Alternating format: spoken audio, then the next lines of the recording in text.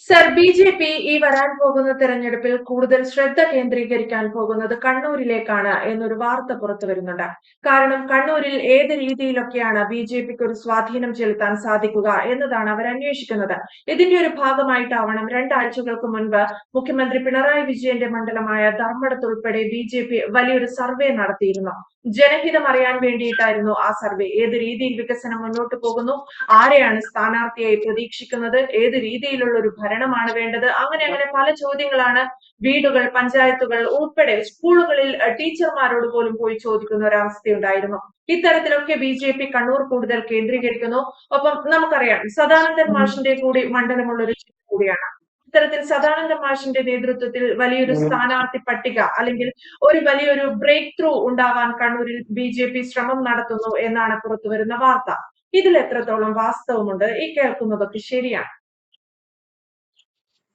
അതെ, നീതു അതിന്റെ സാഹചര്യം എന്ന് പറഞ്ഞു കഴിഞ്ഞാൽ അത്തരം ഒരു വാർത്തയ്ക്ക് അടിസ്ഥാനമുണ്ട്. അടിസ്ഥാനം എന്ന് പറഞ്ഞു കഴിഞ്ഞാൽ കണ്ണൂര് രക്തസാക്ഷി ജില്ലകളാണ്, അല്ലെ, രക്തസാക്ഷി ജില്ലയാണത്. രണ്ട് പാർട്ടികളെ, പ്രത്യേകിച്ച് LDF-നെ സംബന്ധിച്ചിടത്തോളം BJP-യെ സംബന്ധിച്ചിടത്തോളം രക്തസാക്ഷികളുടെ ജില്ലയാണ്. ഒരുപാട് അല്ലെ, ഓരോ ഗ്രാമങ്ങളും എടുത്തു നോക്കുക, രക്തസാക്ഷികളില്ലാത്ത കുടുംബങ്ങൾ, അല്ലെങ്കിൽ അവരുടെ ബന്ധുക്കളും മറ്റേ ആശ്രിതരും ഇല്ലാത്ത കുടുംബങ്ങളില്ല അവിടെ. വളരെ സ്പിരിറ്റ് എന്ന് പറഞ്ഞില്ലേ, ഇപ്പൊ കൊലപാതകങ്ങളും മറ്റും നടക്കുന്നില്ല എന്നുള്ളതേ ഉള്ളൂ. എത്രയെത്ര അനശ്വരരായ, അങ്ങനെ രക്തസാക്ഷിത്വത്തിന്റെ പരിവേഷത്തിൽ അനശ്വരരായ ഒരുപാട് സഖാക്കളെ രണ്ടിടത്തും ഉണ്ട്. അപ്പുറത്തുമുണ്ട് ഇപ്പുറത്തുമുണ്ട്. BJP-ക്ക് RSS-ലും അതുണ്ട്. അപ്പൊ അതുകൊണ്ടാണ് ഈ കണ്ണൂർ ഫോക്കസ് ചെയ്യപ്പെടുന്നത്. എനിക്ക് തോന്നുന്നത് അതായിരിക്കും വളരെ സജീവമായിട്ട് ഇത്തരം കാര്യങ്ങളിൽ ചർച്ചയും കാര്യങ്ങളും ഒക്കെ വരുന്നെന്നാണ് എനിക്ക് തോന്നുന്നത്. CPM-നെ സംബന്ധിച്ചിടത്തോളം അവരുടെ പ്രധാനപ്പെട്ട നേതാക്കന്മാര്, ഇപ്പം മുഖ്യമന്ത്രി VS അച്യുതാനന്ദൻ ഒഴിച്ചു കഴിഞ്ഞാല്, കോട്ട അല്ലെങ്കിൽ EMS-നെ ഒക്കെ വിട്ടു കഴിഞ്ഞാല് അവരുടെ പ്രധാനപ്പെട്ട നേതാക്കന്മാരെല്ലാം കണ്ണൂർ ജില്ലയിൽ നിന്നാണ്. അവരുടെ വരുന്ന നേതാക്കന്മാർ, ഇപ്പൊ പോളിറ്റ് ബ്യൂറോ മെമ്പർമാരാണെങ്കിലും മുഖ്യമന്ത്രി സ്ഥാനത്തേക്ക് വരുന്ന ആളുകളാണെങ്കിലും അല്ലെങ്കിൽ രണ്ടാം നിരയിൽ ഉയർത്തപ്പെടുന്ന നേതാക്കന്മാരെല്ലാം കണ്ണൂരിൽ നിന്നാണ്. കണ്ണൂരിന് അങ്ങനെ ഒരു പ്രത്യേകതയുണ്ട്. CPM-നെ സംബന്ധിച്ചിടത്തോളം അവരുടെ പാർട്ടി ഗ്രാമങ്ങളും പാർട്ടി കുടുംബങ്ങളും പാർട്ടിക്ക് വളരെ ശക്തമായ വേരോട്ടമുള്ള ജില്ലയും കൂടാണ്. അതുകൊണ്ടാണ് അവരുടെ ലിസ്റ്റുകളൊക്കെ വരുന്ന സമയത്ത് നമ്മൾ ശ്രദ്ധിച്ചു നോക്കിയാൽ കാണാൻ കഴിയുന്നത്. അപ്പൊ അതുകൊണ്ട് കണ്ണൂരിനെ കേന്ദ്രീകരിക്കണം. കണ്ണൂരിലെ അവരുടെ ഇപ്പൊ ഒന്നാം നിരയിൽ നിൽക്കുന്ന ആണെങ്കിലും രണ്ടാം നിരയിൽ നിൽക്കുന്ന നേതാക്കന്മാരെ എങ്ങനെ നേരിടാം, അതാണ് ആലോചന. അതിനകത്തിലെ UDF-നെ സംബന്ധിച്ചിടത്തോളം അവർക്ക് ചില പരിമിതികളുണ്ട്. ചില മണ്ഡലങ്ങളെ സംബന്ധിച്ചിടത്തോളം പരിമിതികളുണ്ട്. അവർക്ക് അത്ര എളുപ്പമായിട്ട് അവിടെ സാധിക്കത്തില്ല. അപ്പൊ BJP-യും അത്തരം കാര്യങ്ങളിലാണ് കൂടുതലായിട്ട് ഫോക്കസ് ചെയ്യുന്നതെന്ന് എനിക്ക് തോന്നുന്നു. അവരുടെ അതിന്റെ സൈഡിൽ അല്ലെങ്കിൽ അത്തരത്തിലൊരു മത്സരം അവിടെ കണ്ണൂരിൽ ഉള്ളൊരു മത്സരം അവിടെ ഉണ്ടാക്കിയെടുക്കുന്നതിന് എന്തെല്ലാം ചെയ്യാൻ പറ്റുമെന്നുള്ളതാണ്. അപ്പൊ അത്തരം ആലോചന വന്നപ്പോഴാണ് ഇപ്പോൾ വരുന്നത്, ഇപ്പൊ കേൾക്കുന്ന ചില സൂചനകൾ അനുസരിച്ചാണെങ്കിൽ ധർമ്മടമടക്കമുള്ള മണ്ഡലങ്ങളിൽ കരുത്തരായ സ്ഥാനാർത്ഥികൾ BJP ഇറക്കാൻ തീരുമാനിക്കുന്നു. അങ്ങനെ ചില സൂചനകൾ വരുന്നുണ്ട്. ധർമ്മടത്ത് മുഖ്യമന്ത്രി മത്സരിക്കുന്ന ധർമ്മടം മണ്ഡലമടക്കം. അതേപോലെ തന്നെ ഇപ്പൊ തളിപ്പറമ്പിലേക്ക് പാർട്ടി സെക്രട്ടറി MV ഗോവിന്ദന്റെ ഭാര്യയാണ് അവിടെ ജില്ലാ കമ്മിറ്റി ശുപാർശ ചെയ്ത് അത് സ്ഥാനാർത്ഥി ഏതാണ്ട് ഉറപ്പായി കഴിഞ്ഞിരിക്കുകയാണ്. തളിപ്പറമ്പ് മണ്ഡലം ഇപ്രാവശ്യം ആദ്യം KK ശൈലജയുടെ പേരൊക്കെ ഉണ്ടായിരുന്നു. പക്ഷെ അത് തളിപ്പറമ്പിലോ മട്ടന്നൂരോ ഒക്കെ അവർ കൊടുക്കുമെന്ന് പറഞ്ഞിരുന്നതാണ്. പക്ഷെ അത് ഉണ്ടായില്ല. MV ഗോവിന്ദൻ മാറിയതിനു ശേഷം അദ്ദേഹത്തിന്റെ ഭാര്യയ്ക്കാണ് ഇപ്പൊ തളിപ്പറമ്പ് മണ്ഡലം വരാൻ പോകുന്നത്. അതുപോലെ തന്നെയാണ് കൂത്തുപറമ്പിലും ഇതേ സ്ഥിതി തന്നെയാണ്. കൂത്തുപറമ്പിലും CPM-നും നല്ല പേരോട്ടമുള്ള മണ്ഡലമാണ്. ആ മണ്ഡലത്തിലെ സ്ഥാനാർത്ഥിത്വത്തിന്റെ കാര്യത്തിലും വളരെ ശ്രദ്ധ കേന്ദ്രീകരിക്കുന്നു. BJP ശ്രദ്ധിക്കുന്നു അവിടെ വരാൻ പോകുന്ന ആളാരാണെന്നുള്ള കാര്യത്തിൽ. പിന്നൊന്ന് മട്ടന്നൂർ മണ്ഡലവും അതേപോലെ തന്നെയാണ്. പാർട്ടിക്ക് നല്ല പേരോട്ടമുള്ള, CPM-ന് നല്ല പേരോട്ടമുള്ള മണ്ഡലമാണ്. അപ്പൊ ഈ 4 മണ്ഡലങ്ങളെ കേന്ദ്രീകരിച്ചാണ് ഇപ്പൊ പ്രധാനപ്പെട്ട ചർച്ചകൾ നടക്കുന്നത്. ഈ 4 മണ്ഡലങ്ങളിൽ ആരെ പ്രൊജക്ട് ചെയ്യാം? ഒരു മണ്ഡലത്തിൽ ഒരു സ്ഥാനാർത്ഥിയെ എന്തെങ്കിലും ഒരു ജില്ലാ തലത്തിൽ ഒരു നേതാവിനെ മറ്റോ പ്രൊജക്ട് ചെയ്തിട്ട് കാര്യം ഉണ്ടാകുന്നില്ല. അതിന് ഒരു ദേശീയ അല്ലെങ്കിൽ ഒരുപക്ഷെങ്കിലും ഒരു കേരള ആംഗിളിലെങ്കിലും നോക്കണം. സംസ്ഥാന ആംഗിളിലെങ്കിലും പ്രോമിനന്റ് ആയിട്ടുള്ള ഒരാളിനെ കൊണ്ടുവരിക. അതല്ലെങ്കിൽ ദേശീയ ശ്രദ്ധ ആകർഷിക്കുന്ന ഒരു നേതാവ് മത്സരിക്കട്ടെ എന്നുള്ള അതാണ് ആലോചന വരുന്നത്. അപ്പൊ അതിന്റെ ചില സൂചനകൾ നേരത്തെ തന്നെ വന്നു. C സദാനന്ദൻ മാസ്റ്ററെ CPM RS അവരുടെ സംഘർഷത്തെ തുടർന്ന് 2 കാലുകളും നഷ്ടപ്പെട്ട C സദാനന്ദൻ മാസ്റ്ററെ രാജ്യസഭയിലേക്ക് നോമിനേറ്റ് ചെയ്തുകൊണ്ട് BJP എന്നൊരു തുടക്കം കുറിച്ചിട്ടുണ്ട്.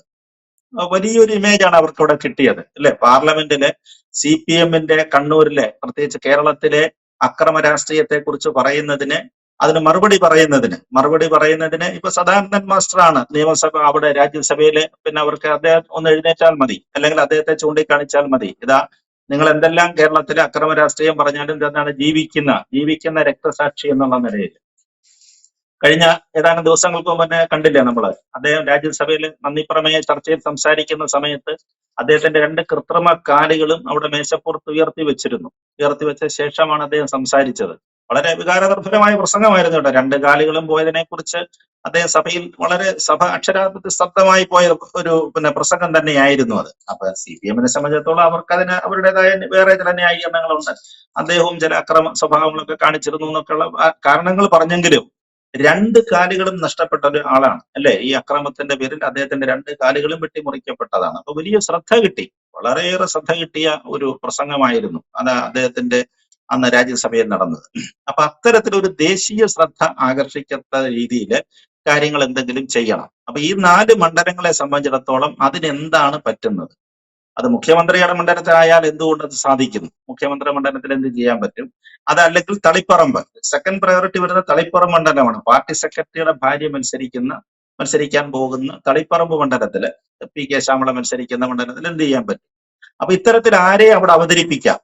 അതാണ് ഇപ്പൊ BJP സംബന്ധിച്ചിടത്തോളം അവരുടെ ക്യാമ്പിൽ നടക്കുന്ന ഒരു കാര്യമായ ആലോചന. അതിന്റെ ചില സർവേകളും മുമ്പേ പറഞ്ഞ ഇടതുപക്ഷത്ത് ചെയ്യുന്നത് പോലെ ചില സർവേകൾ UDF ചെയ്യുന്നുണ്ട്. പക്ഷെ BJP കാര്യത്തിൽ അവർ വളരെ കൃത്യമായിട്ട് ചെയ്യുന്നുണ്ട്. കാരണം ഇത്തരം കാര്യങ്ങളെ കുറിച്ച് രാജീവ് ചന്ദ്രശേഖറിന് നല്ല കാൽക്കുലേഷൻസ് ഉണ്ട്. അദ്ദേഹത്തിന്റെ ചില തീരുമാനങ്ങൾ വളരെ മറ്റേ രീതിയിലൊക്കെ തന്നെ ഇവിടെ വെറും രാഷ്ട്രീയക്കാരൻ മാത്രമല്ലല്ലോ അദ്ദേഹം. അപ്പൊ അദ്ദേഹത്തിന് ചില കാഴ്ചപ്പാടുകളുണ്ട്. അങ്ങനെ ചില സർവേകളിൽ നിന്നൊക്കെ വരുന്ന ചില പേരുകളാണ്, അങ്ങനെ ചില നിർദ്ദേശങ്ങളാണ് ഇപ്പൊ കണ്ണൂരിൽ ഉയർന്നു കേൾക്കുന്നു എന്ന് പറയുന്നത്. പക്ഷെ ഇതൊന്നും നമുക്ക് പറഞ്ഞില്ല, ഇതൊന്നും കൺഫേംഡ് അല്ല, ഉറപ്പായ കാര്യങ്ങളല്ല. പക്ഷെ ആലോചനകൾ നടക്കുന്നുണ്ട്. അപ്പൊ അതിൽ ഒരു ആലോചനയാണ് സദാനന്ദൻ മാസ്റ്ററുടെ കുടുംബത്തിൽ നിന്ന് ഒരാൾ മത്സരിക്കട്ടെ എന്നൊരു ആലോചന വരുന്നുണ്ട്. അപ്പൊ അങ്ങനെ വരുമ്പോൾ ഒന്നുകിൽ അദ്ദേഹത്തിന്റെ ഭാര്യ, പിന്നെ അദ്ദേഹത്തിന്റെ മകളാണ്. മകളിപ്പോ പ്രൊഫഷണൽ വിദ്യാഭ്യാസം ചെയ്തുകൊണ്ടിരിക്കുന്ന കുട്ടിയാണ്. അപ്പൊ അതിനെ രാഷ്ട്രീയത്തിലേക്ക് ഇറക്കുമോ?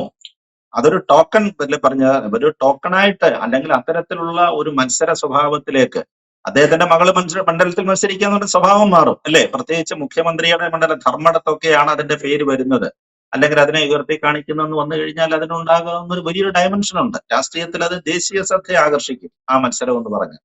ഈവൻ തളിപ്പറമ്പിലാണെങ്കിലോ സംഭവിക്കാം. തളിപ്പറമ്പിൽ PK ശ്യാമള പാർട്ടി സെക്രട്ടറിക്കെതിരെയാണ്. അപ്പൊ ആ കുടുംബത്തിൽ നിന്ന് ഒരാൾ മത്സരിക്കുക അല്ലെ, അദ്ദേഹത്തിന്റെ ഭാര്യയോ മകളോ ഒക്കെ മത്സരിക്കുക എന്ന് വന്നു കഴിഞ്ഞാൽ അതൊരു വലിയ ശ്രദ്ധ ആകർഷിക്കുന്നതാണ്. അപ്പൊ അങ്ങനെ വരുമ്പോഴേ നേതാക്കന്മാർക്ക് ഒരുപക്ഷെ മണ്ഡലം വിട്ടു പോകാൻ വയ്യാത്ത അവസ്ഥയിലേക്ക് വരും. പ്രമുഖരായ നേതാക്കന്മാര് അവര് പല മണ്ഡലങ്ങളും 140 മണ്ഡലങ്ങളോ 139 ഓടി നടക്കേണ്ട ആളുകളാണ്. സ്റ്റാർ ക്യാമ്പയിനേഴ്സ് എന്നൊക്കെ നമ്മൾ പറയുന്നത്. അവർക്ക് മണ്ഡലം വിട്ടുപോകാൻ, പുറത്തേക്ക് പോകാൻ വയ്യാത്ത സ്ഥിതിയിലേക്ക് ചിലപ്പോൾ കാര്യങ്ങൾ എത്തിപ്പോകും. അതിന്റെ ചില സൂചനകളൊക്കെ വരുന്നുണ്ട്. ചില സൂചനകളിലേക്കൊക്കെയാണ് കാര്യങ്ങൾ വരുന്നതെന്നാണ് എനിക്ക് തോന്നുന്നത്. ഇല്ലെങ്കിൽ ജയകൃഷ്ണൻ മാസ്റ്ററുടെ പേര് പറയുന്നുണ്ട്. കണ്ണൂരിന്റെ മറ്റൊരു അനശ്വര രക്തസാക്ഷിയായിരുന്ന BJP RSS അധ്യാപകൻ, വെട്ടിക്കൊല ചെയ്യപ്പെട്ട ജയകൃഷ്ണൻ മാസ്റ്ററുടെ കുടുംബത്തിൽ നിന്നുള്ള ആരെങ്കിലും ഇത്തരം കാര്യങ്ങളിലേക്ക് നോക്കാമോ?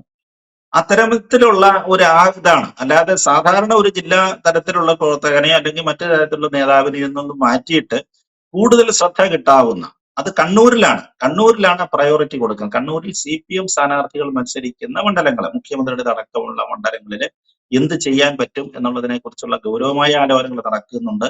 അത് BJP മാത്രമല്ല, ഇപ്പം കുഞ്ഞികൃഷ്ണൻ പയ്യന്നൂർ മണ്ഡലത്തിലും അങ്ങനെ ചില ആലോചനകൾ വരുന്നു എന്നാണ് പറയുന്നത്. പയ്യന്നൂർ മണ്ഡലത്തില് കുഞ്ഞികൃഷ്ണൻ എന്ന് പറയുന്ന CPM-ന്റെ ഒരു ജില്ലാ കമ്മിറ്റി അംഗമായിരുന്നു. അദ്ദേഹത്തെ പിന്നെ പാർട്ടിയിൽ നിന്ന് പുറത്താക്കി.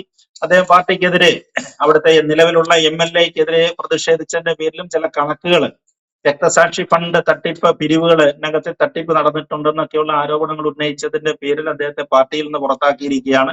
അദ്ദേഹം ചിലപ്പോൾ മത്സരിക്കുമെന്നാണ് പറയുന്നത്. അദ്ദേഹവും ചിലപ്പോൾ പയ്യന്നൂര് പോലെ നോക്കുക, കണ്ണൂരിന്റെ ഒരു രാഷ്ട്രീയ സാഹചര്യം മാറുന്നത് നോക്കുക. അദ്ദേഹവുമായിട്ട് RMB, ഇപ്പം രമ, MLA KK രമയുടെ നേതൃത്വത്തിലുള്ള RMB ചില ആലോചനകളൊക്കെ നടത്തുന്നുണ്ട്. ഒരുപക്ഷെ കുഞ്ഞികൃഷ്ണനെ സമ്മതിക്കുകയാണെങ്കിൽ അവർ UDF-ന്റെ ഭാഗവുമാണ്. RMB UDF-ന്റെ ഭാഗവുമായതുകൊണ്ട് ഒരുപക്ഷെ കുഞ്ഞികൃഷ്ണനെ പയ്യന്നൂരിൽ മത്സരിപ്പിക്കാം, നിലവിലുള്ള MLA-ക്കെതിരെ മത്സരിപ്പിക്കണം. അപ്പൊ അത്തരത്തിൽ വലിയ ശ്രദ്ധയുണ്ടാകും. വലിയ ശ്രദ്ധ കണ്ണൂർ മണ്ഡലങ്ങൾ, പ്രത്യേകിച്ച് ഞാൻ ഈ പറഞ്ഞ 4-5 മണ്ഡലങ്ങൾ കേന്ദ്രീകരിച്ചത് വരികയാണ്. അപ്പൊ അതുകൊണ്ട് നമുക്ക് ഇതിനകത്ത് ഇപ്പോഴത്തെ ആധികാരികത പറയാനില്ല. പക്ഷേ അത്തരത്തിലുള്ള ഗൗരവമായ ആലോചനകൾ കണ്ണൂർ കേന്ദ്രീകരിച്ച് നടക്കുന്നുണ്ട്. അത് ഒരു സത്യമായിട്ട് എത്ര കണ്ടത് വരുമെന്ന് നമുക്ക് പറയാൻ പറ്റുന്നില്ല. രാഷ്ട്രീയമാണ്. ഇന്നത്തെ അവസ്ഥ ആയിരിക്കത്തില്ല നാളെ അത് വരുന്നത്. പക്ഷെ അത്തരത്തിലുള്ള ചർച്ചകൾ നടക്കും എന്നുള്ളത് ഒരു സത്യമാണ്. യെസ്, അതാണ് BJP കണ്ണൂരിൽ കൂടുതൽ ഫോക്കസ് ചെയ്യുന്നു എന്നുള്ളതാണ്. ഏത് രീതിയിൽ അവർക്ക് വരാൻ പോകുന്ന തെരഞ്ഞെടുപ്പിനെ കണ്ണൂരിൽ വലിയൊരു സ്വാധീനം ചെലുത്താൻ സാധിക്കും എന്നത് കണ്ടറിയേണ്ടതാണ്. ഒപ്പം സദാനന്ദൻ മാസ്റ്ററുടെ വ്യക്തമായൊരു തീരുമാനം അല്ലെങ്കിൽ അദ്ദേഹത്തിന് ലഭിച്ചിരിക്കുന്ന ഏറ്റവും അനുകൂലമായ ചില നിലപാടുകൾ പാർലമെന്റിൽ ഉൾപ്പെടെ ഉണ്ടായിരുന്ന പ്രസംഗം രാജഗോപാൽ സാർ സൂചിപ്പിച്ചതുപോലെ അത്തരത്തിൽ ജനങ്ങൾക്കിടയിൽ ഒരു സ്വാധീനം ചെലുത്താൻ സദാനന്ദൻ മാസ്റ്റർ കഴിഞ്ഞിട്ടുണ്ട് എന്നാണ് BJP കേന്ദ്ര നേതൃത്വം ഉൾപ്പെടെ കരുതുന്നത്. അങ്ങനെയാണെങ്കിൽ കൂടി സദാനന്ദൻ മാഷിനെ ചുറ്റിപ്പറ്റിയുള്ള ഒരു സ്ഥാനാർത്ഥിത്വ നിർണയം കൂടി ഉണ്ടാകാനുള്ള ഒരു സാധ്യതയുണ്ട് എന്നാണ് സൂചന. വ്യക്തമാണ്. Thank you sir.